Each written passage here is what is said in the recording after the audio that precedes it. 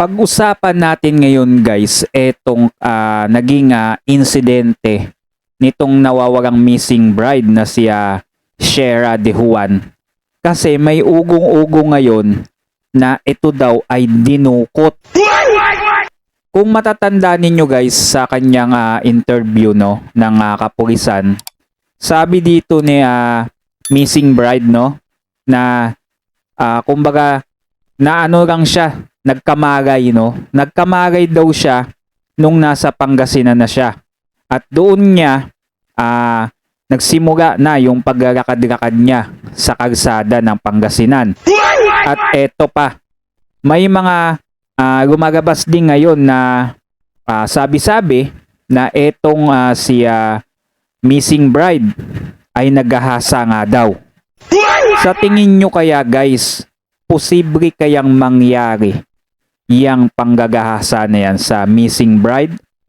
Dahil sa tagal niyang nawala, imposibleng walang bumembang daw dyan habang nasa kalsada. Syempre, nung lumilipas yung mga araw na wala kang matutuluyan at palakad-lakad ka sa kalsada, inisip ng mga netizen at inisip din ng iba na kung kanino kayang bahay to nakikitulog, no?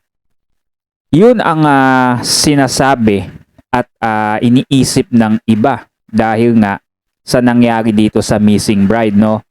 Kung iisipin niyo guys, dun sa pagkakasabi nitong missing bride na sakalang siya nagkamagay,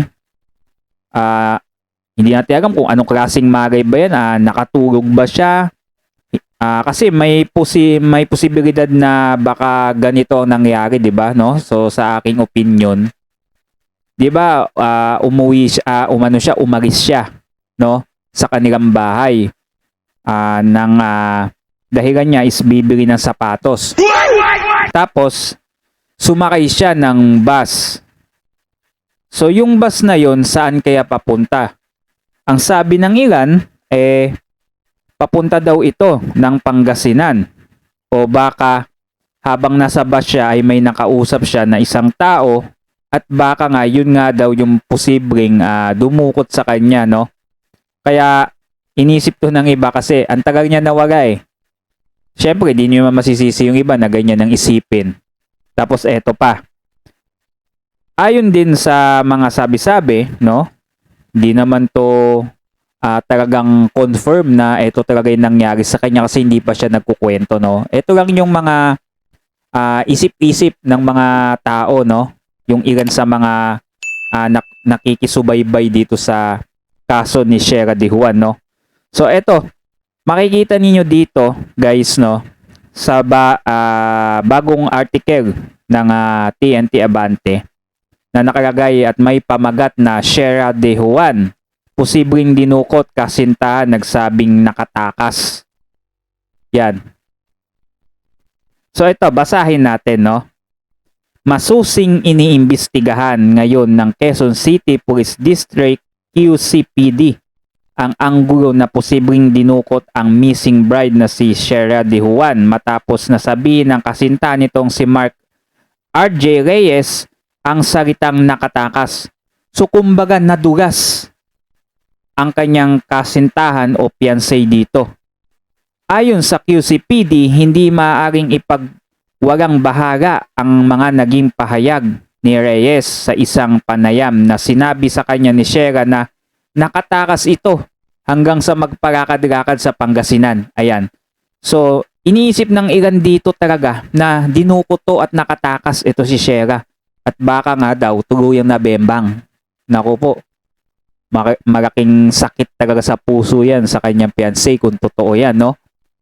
So sinabi naman ng QCPD Public Information, ayan, Office Chief si Police Major Jennifer Canaban na wala namang umanong planong magtungo sa Pangasinan si Shera.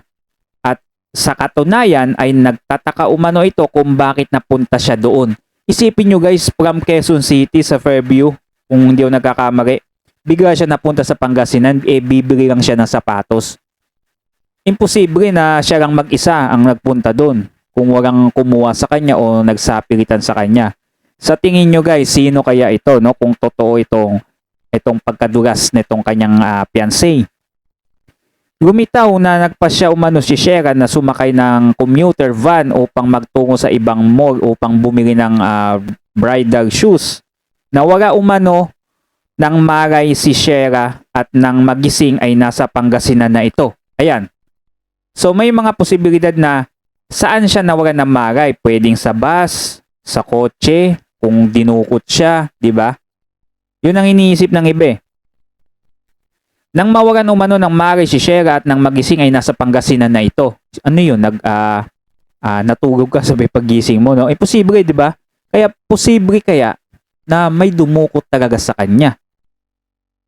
Ayan, 2 pasaherong lalaki at driver umano ang kasama ni Shera sa loob ng commuter van patungong Pangasinan. Ayan. Samantala, sumailalim na sa initial na medical assessment ng QCPD Medical and Dental Unit itong si Shera. Sinundo si Shera ng mga pulis, kanyang pamilya at kasintahan na si Reyes sa Sison, Pangasinan matapos na tumawag ang umano'y kumupkup sa una. Pasado alauna ng madaling araw na nitong Martes nang muling makabalik.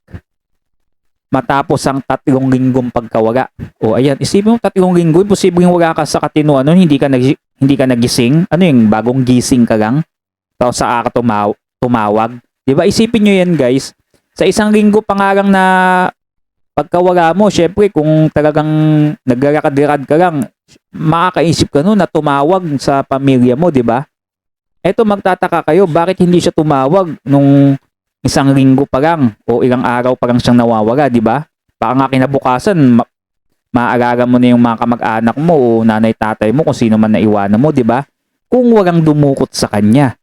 No? Posible kaya na totoo kaya itong pagkadulas nitong kanyang fiancé na nakatakas nga daw umano, ayaw lang nilang sabihin sa mga kapulisan natin, no? Batay naman sa initial na medical evaluation, posibleng may acid peptic disease o dyspepsia si Shera dahil sa pagduduwag. Ito, usapan duwag. Baka daw buntis na daw si Shera. Nako po. Ipot talaga to. Sa pahayag ni Shera, ilang araw siyang halos tubig lang ang iniinom bago muling kumain na maaring sanhi ng kanyang naramdaman. Ayan. Patuloy naman na ang koordinasyon ng QCPD sa pamilya ni Shera upang matiyak ang kanyang tuluyang paggaling at maayos na kalagayan. Yan. So, eto malaking tanong dyan. Bakit kaya nasabi ng fiancé niya na nakatakas ito, nadulas? Kayo nang humusga guys. Comment down below kayo. Kung nakahabot kayo sa video natin, huwag niyong kalimutan mag-subscribe nang lagi kayong updated sa mga susunod pa nating mga video.